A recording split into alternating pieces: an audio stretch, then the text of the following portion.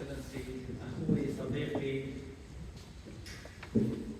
Sam, Reverend Simon, and dear friends, I wish I was here in different circumstances.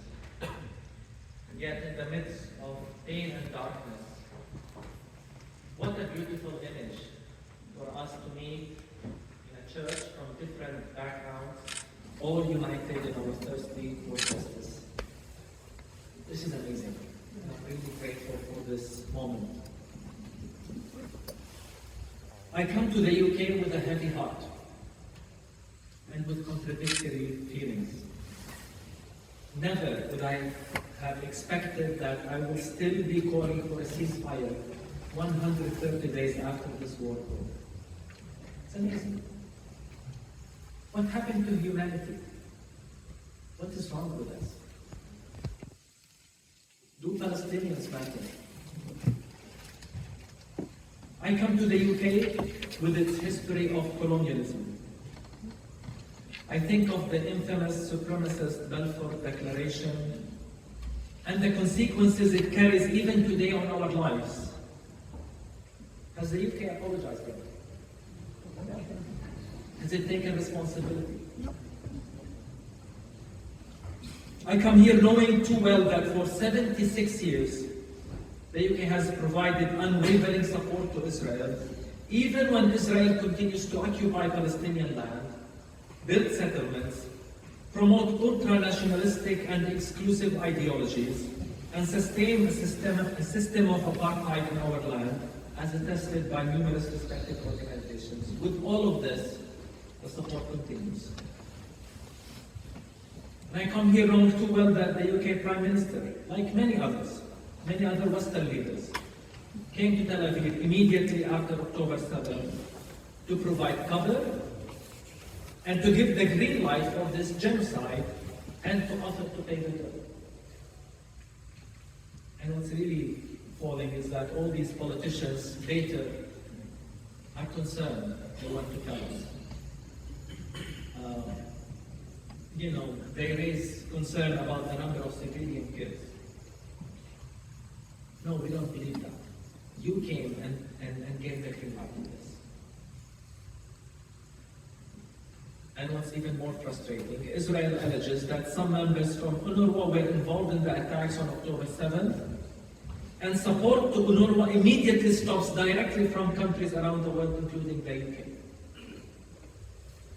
The amount of hypocrisy is incomprehensible. And the level of racism involved in such hypocrisy is appalling. We are tired of this. We are tired of this hypocrisy. We are tired of being dehumanized.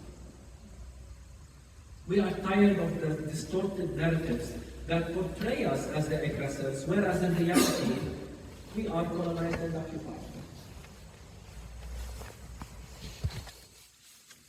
As my good friend Munther said, the situation in Gaza is beyond horrible.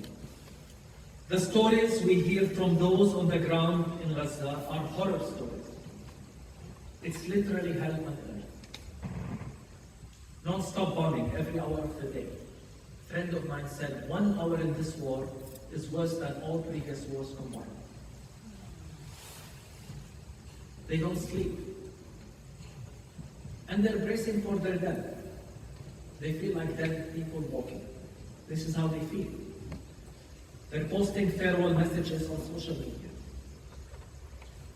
And there is no safe place.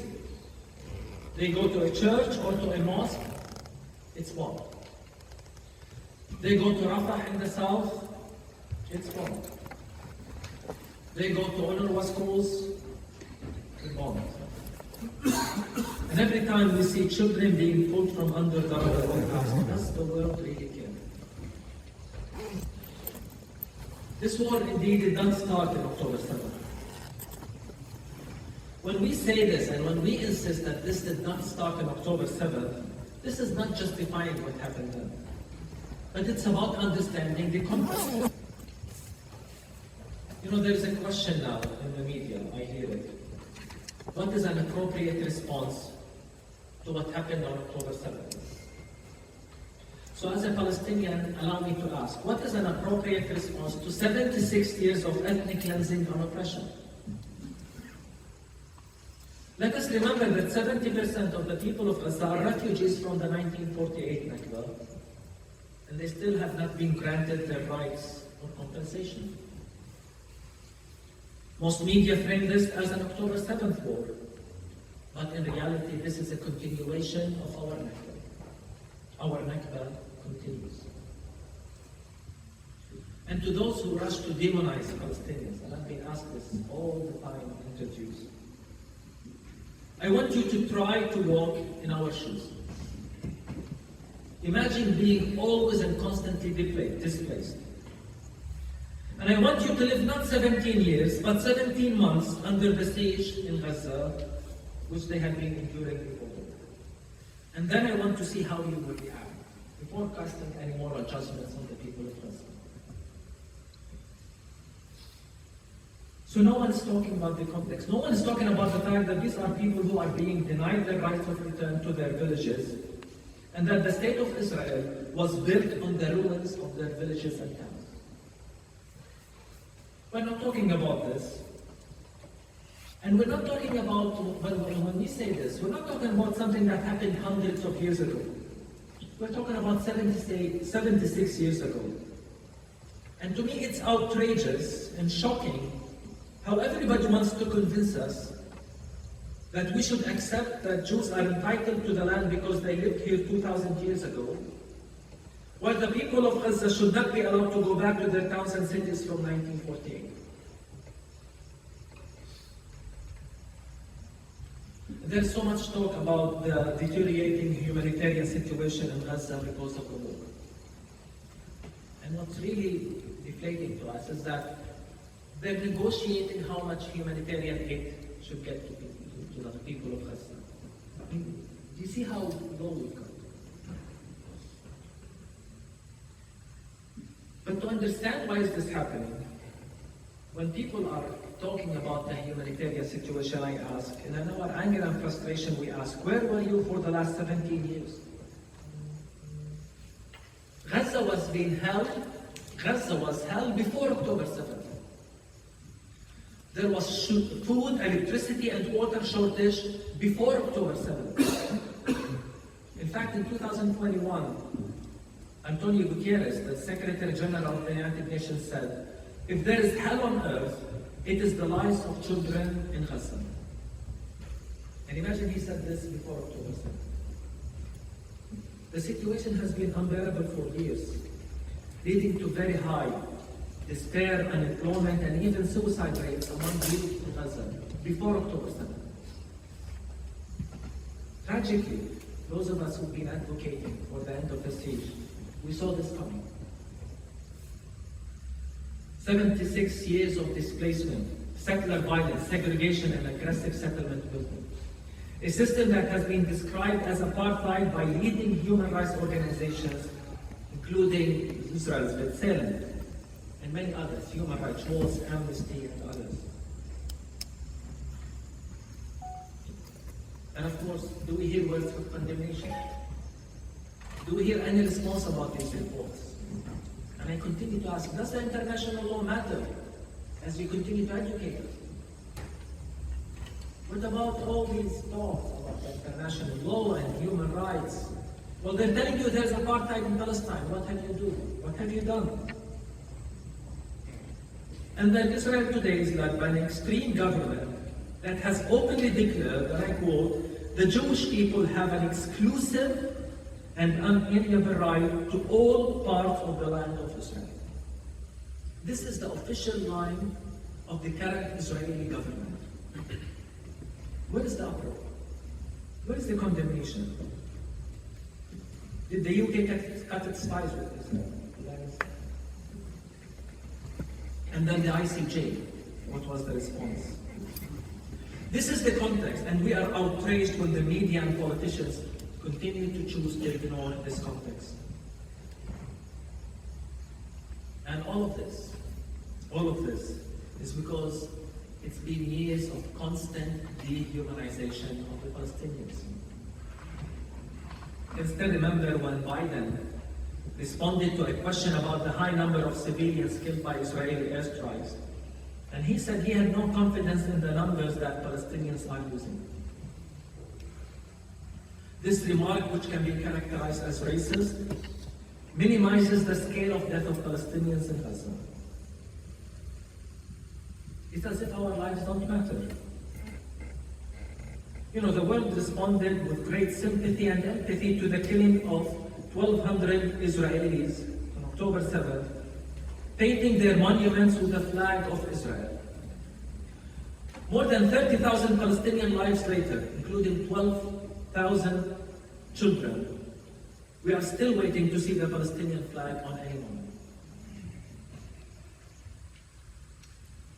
And then, I think last week, a deputy national security advisor in the Biden administration described the genocide of almost 30,000 Palestinians as, and I quote, a misstep. A misstep. He said, we are very aware that we have missteps in the course of responding to this crisis since October 7th. This according to a recording of the gathering by the New York Times. A misstep. Friends, a misstep is when you take the wrong turn. The killing of 12,000 children is a war crime. It is a genocide. We don't talk about it as a misstep. And of course, this came after Biden described Israel's military responses in Gaza as over the top.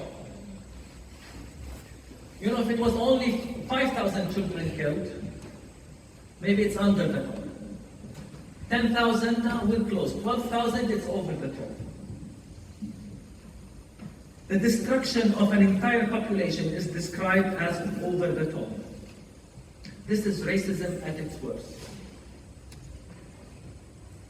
The Western colonial narrative also uses the language of good versus evil. We saw this in Netanyahu. He used it, and many others have. Talk about the war between the civilized and the uncivilized, even claiming that they're fighting a war on behalf of all of you. But of course, when people talk about Hamas, and I always tell church leaders who come to visit us now in Bethlehem, I say, when you describe what happened on October 7th, you go to the dictionary and you find every bad word. Brutal, inhumane, even animals. But when you talk about Israel, just description, no condemnation. Israeli generals spoke about Palestinians as barbaric, forces of the dark. We saw nothing. So the worthlessness of the Palestinian life in the eyes of the Western world is on full display. And we saw it in the startling double standard expressed in comments by the European Union's chief, von der Leyen. While she labeled Russian attacks on Ukrainian civilian infrastructure, war, electricity, and heating as war crimes and terror, she described the very same actions of Israel in its war on Gaza as self-defense. Then came the International Court of Justice. And many in the Western world, in a stunning act of hypocrisy, sided with Israel. And I think it's important to pause here and remember who led the case in the ICJ. It was South Africa. It's really important. A country with a history of colonialism and apartheid. It is there where the moral credibility lies. And we should really take the lead of people who survived colonialism. Going back to the proceedings of the ICJ, the UK raised concern about the ICJ, not because its findings, not because it's finding that it is plausible that Israel is committing genocide, no, but because the case is, and I quote, not helpful in the goal of achieving a sustainable ceasefire. Not helpful. A Foreign Office spokesman said in a statement, to the UK, South Africa's decision to bring the case was, and I quote, wrong and provocative. This is complicity in a genocide. And as I said, this is the ultimate hypocrisy. Many times this makes us wish that we had blonde hair and blue eyes so that the world could care for us. Let us be clear, such attitudes go beyond hypocrisy. This is racism, coming from the very same people who lecture us on human rights and international law. When the killing of Palestinians does not matter the same way as the killing of Jews or Ukrainians, then something is tragically wrong with our world, with our humanity. To them, we Palestinians are collateral damage. They are talking about us as boxes in homes. Where do we take these Palestinians? Who should take them? Why doesn't he even open the borders? They completely dismiss our rootedness in our land, our national identity. The idea that we are just, sorry to say, boxes that can be moved from one place to another, it's not just ethnic cleansing. This is what I'm talking about, the dehumanization of Palestinians. And the further feature of the Western narrative is the familiar account of Israel's victimization. Israeli journalist Gideon Levy has said that there have been many occupations in history, some perhaps even more brutal than this one, he says. But he says there has never been an occupier that portrays itself as the victim. Despite 75 years of Israel's violence towards an ethnic cleansing of Palestinians, Israel's actions are repeatedly described as self-defense. And don't get me started on the church leaders who repeated this rationale, this line of thinking. Self-defense.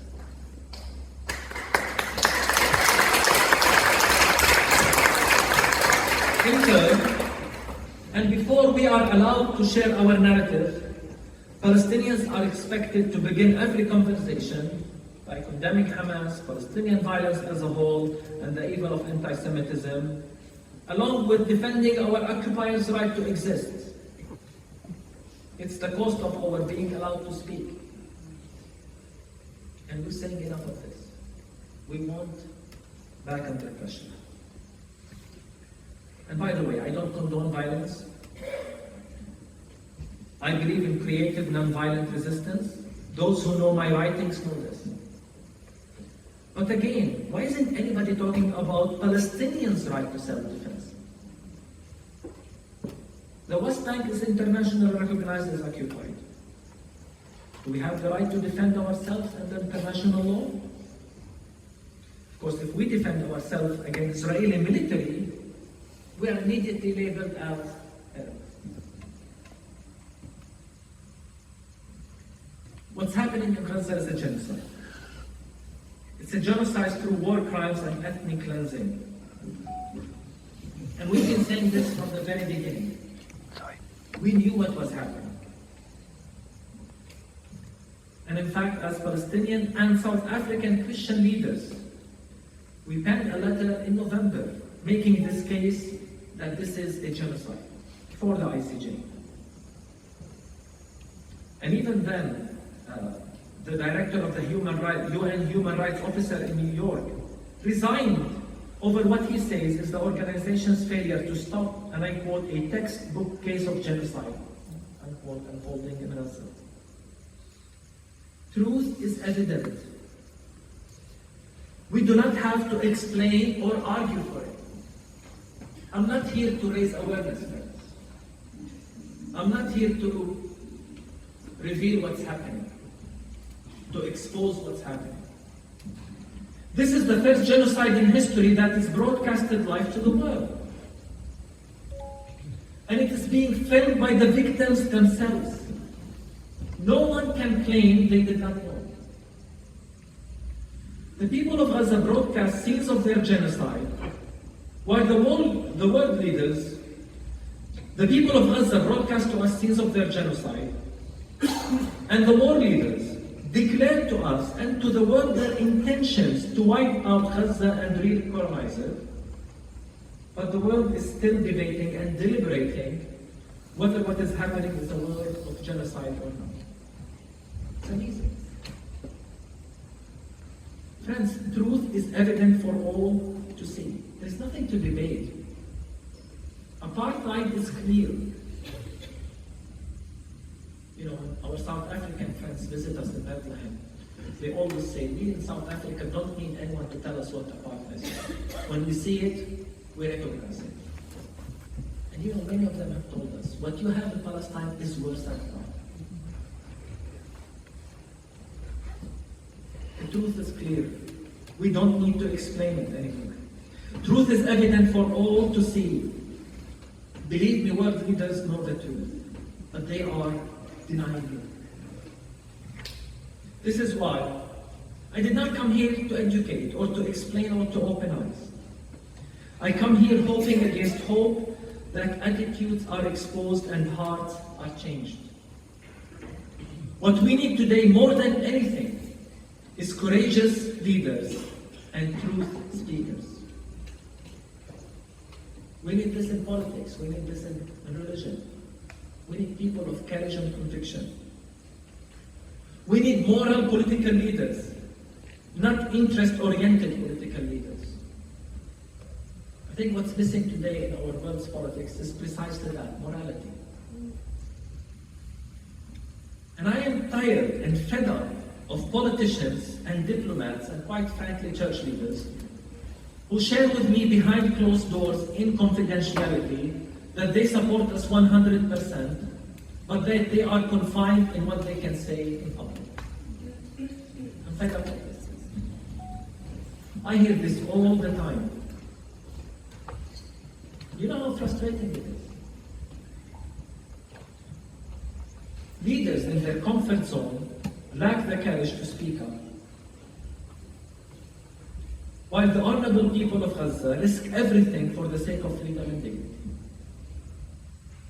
They have more honor and dignity than those politicians or faith leaders who don't have the courage to speak up.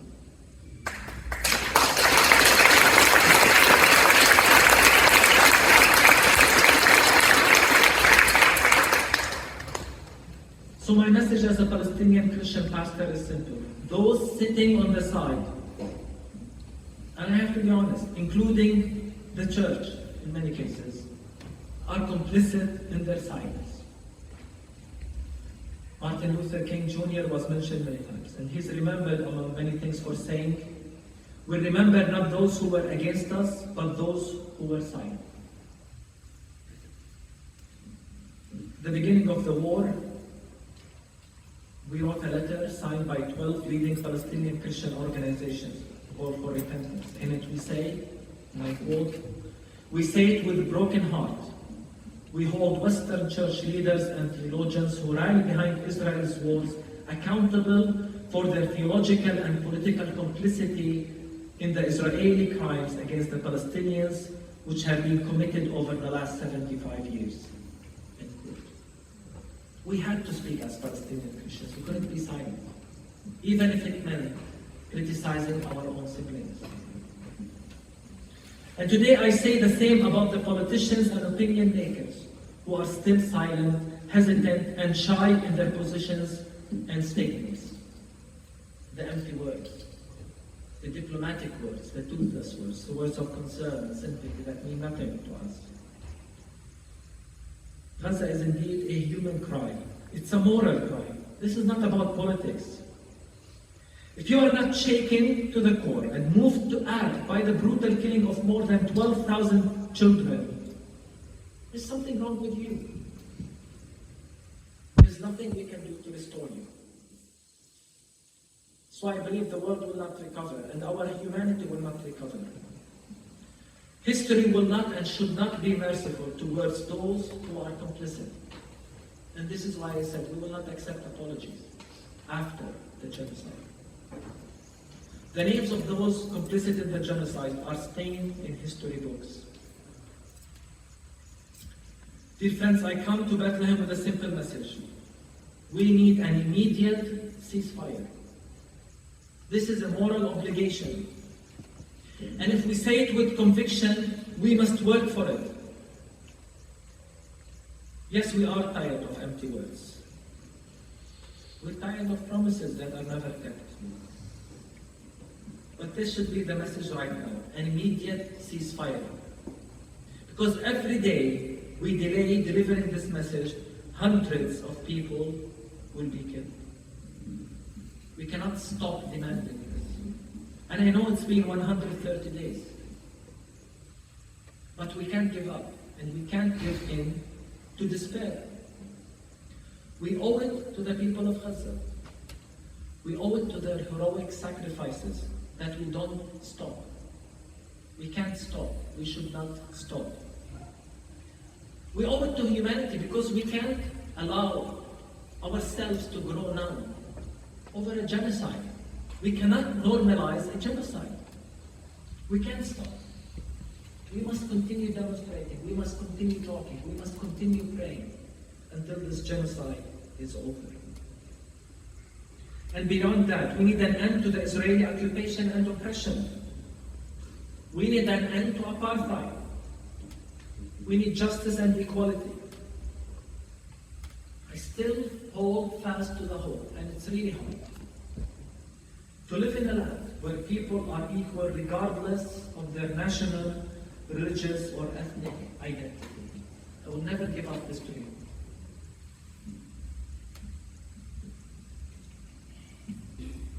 Never in my life have I been more proud and honored to be a Palestinian, more than the last 130 days. And it's difficult. I know it's painful. I'm proud of our resilience, of our sumud. I am proud of our solidarity with one another, our unity. And when I say that we Palestinians will be okay, that we will recover, I say it because I know my people. I know who they are. Palestine is our homeland. We are deeply rooted there. And even for those Palestinians exiled around the world, Palestine still lives in them. Wherever I go, I see this. We will never relinquish our God-given rights of living in dignity and justice in our land. And we will not be satisfied until righteousness is achieved. And probably our biggest thing working for us as Palestinians is the justice of our people. Our sumud, our steadfastness is anchored in our just cause and our historical wickedness in the land of our ancestors. And we are also encouraged and empowered by the costly solidarity and support of many around the world, challenging the dominance of ideologies of power and superiority. And I saw it today in London. And even though my faith in God was shaken these last days, having seen way too many dead children and people, I continue to call and say that we cannot, under any circumstance, lose our faith in God. They can take everything from us, but not our faith in God. And particularly, our faith in His just character, the justice of God. The Psalm says, "For justice will prevail, and all the morally upright will be vindicated." We should never let go of this promise. Justice will prevail. So we refuse to give in. And I would like, in conclusion, to quote from a document, Kairos Palestine, written by Palestinian Christians in 2009, but the words are so true today. In the absence of all hope, we cry out our cry of hope. We believe in God, good and just. We believe that God's goodness will finally triumph over the evil of hate and of death that still persists in our land. We will see here a new land and a new human being capable of rising up in the spirit to love each one of his or her brothers and sisters. We believe in God, good and just. So today I say, let justice roll, let freedom roll, let truth roll. And our cry remains, end this genocide now. May this come true today. Thank you.